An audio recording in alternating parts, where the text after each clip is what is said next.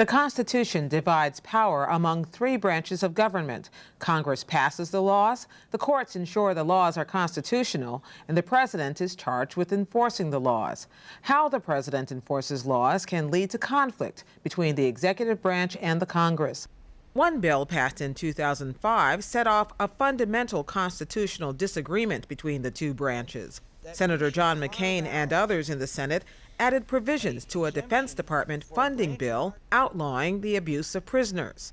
The amendment was a response to charges of torture of detainees held by the Army. It was opposed by the White House and some members of Congress. It is wrong to presume that there is no place in this country, or in the operation of this country, where we should not have the ability to deal with terrorists on their own ground.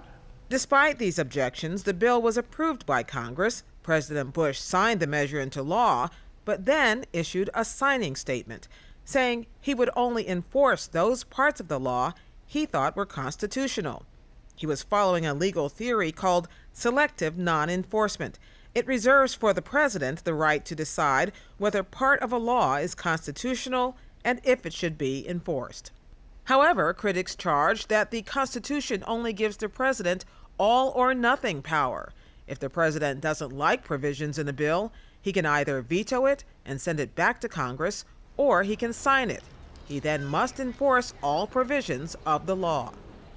Joining us now to discuss selective non-enforcement are two experts. Former Congressman Mickey Edwards represented Oklahoma in the House of Representatives for 16 years, where he served in the leadership of the Republican Party in Congress. He now teaches at Princeton University and was a member of an American Bar Association committee that issued a report about signing statements.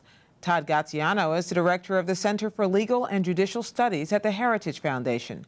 Before he joined the Heritage Foundation, he worked in all three branches of the federal government, including the U.S. Justice Department's Office of Legal Counsel.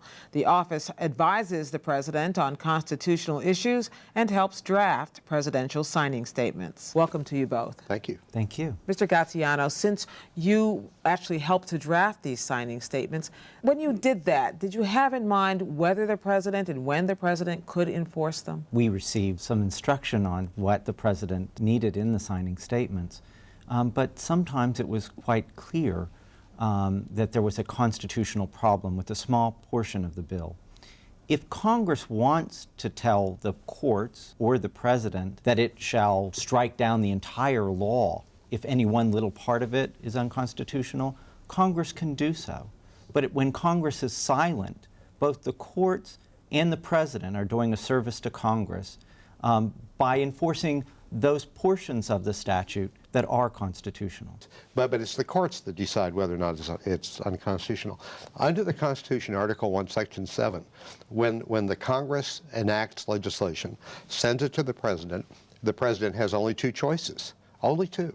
You know, he can veto it and send it back to Congress, and he can try to pass it again over his veto, or, you know, he can sign it and then it becomes law. And when it's law, it's binding. The president doesn't have the ability, the authority under the Constitution to decide to take some of it and not take the rest of it. Is that what signing statements do? Well, the president has been declaring that he has the authority as president, as commander-in-chief, and as the head of the executive branch. He has the authority to interpret for himself whether or not he's going to follow provisions of the law. Do you think that that's the responsibility of the president to do that? It's the obligation of the president. The president takes an oath to defend and support the Constitution, as do the courts. And when the court is faced with one section of a 600-page law that might be unconstitutional, it is the court's obligation to rule on the constitutionality of it. Well, the president's in the exact same situation. He can veto the whole thing, of course. And why not then? But Mr. Edwards is wrong that that's his only option. If it's an emergency supplemental bill for hurricane victims, it includes a lot of other very important provisions, and there's just one section that might be unconstitutional in some circumstances. Then the president can sign the bill and he just instructs the government to avoid acting in an unconstitutional manner. What's wrong with what Todd just said is the president absolutely does have an obligation not to enforce an unconstitutional law. If he believes it's unconstitutional, he has an oath of office not to sign the bill. Because once he signs it, it's law. And if he believes it's unconstitutional, he shouldn't sign it. I was there many times when a president said, I don't like this provision. I think it's unconstitutional, or I don't like it for any other reason. You know, he can get hold of the Congress. He can say, if this bill comes to me in this form, I will veto it, at which point the Congress and the president sit down together. They can do this very quickly. I've seen them move in a day.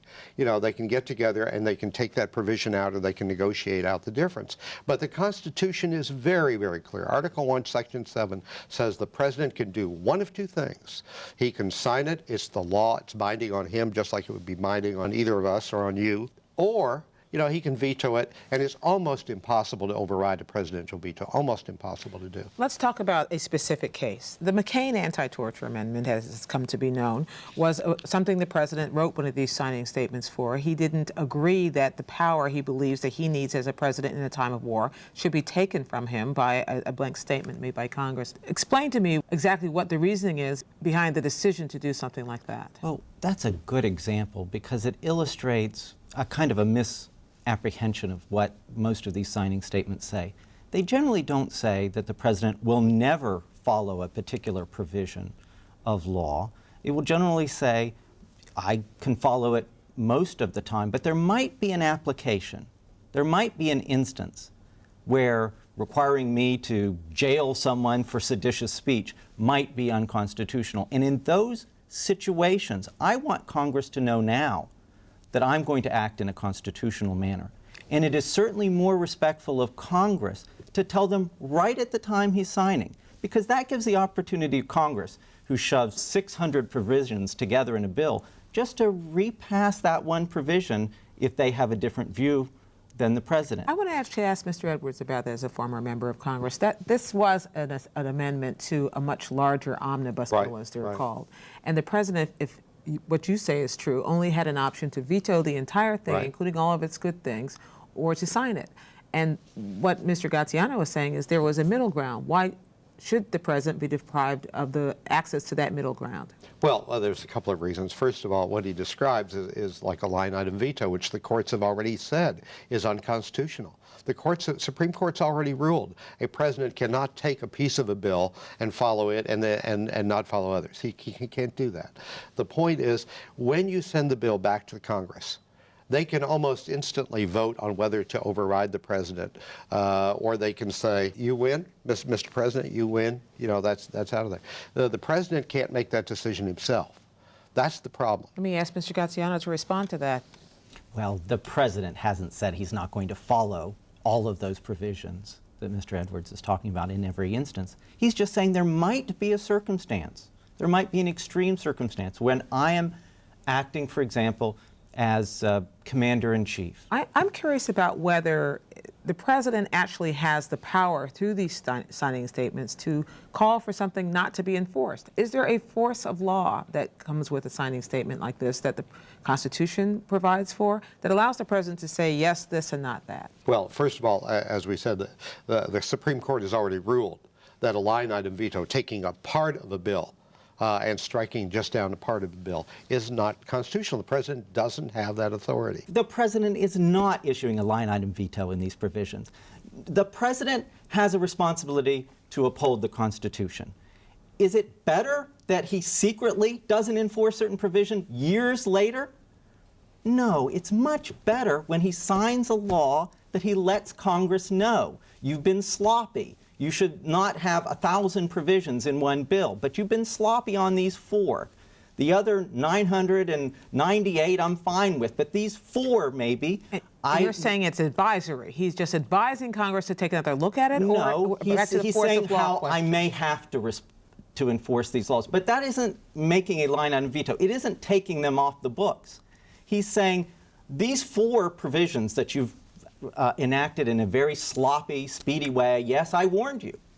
You didn't listen to me. But now that I have the enforcement power, when I enforce these, 90% of the time we'll be in agreement. But there might be some instances, you could have drafted it more clear. There might be some instances when I can't follow this law and uphold the Constitution. That's not a line item veto. That's not a line item veto at all. It's upholding the Constitution. I do agree with Todd that the president has no obligation and should not ever enforce something that's unconstitutional, which is if he thinks it's unconstitutional, he is violating his oath of office to sign it into law. If it's unconstitutional, the president took an oath of office to uphold the Constitution, and he should not make it the law of the land. How much of this is about timing when the president objects, whether he objects in advance or he objects after the law is passed? I think some of it is about timing, and it's rather strange to me that they would prefer the president years later to secretly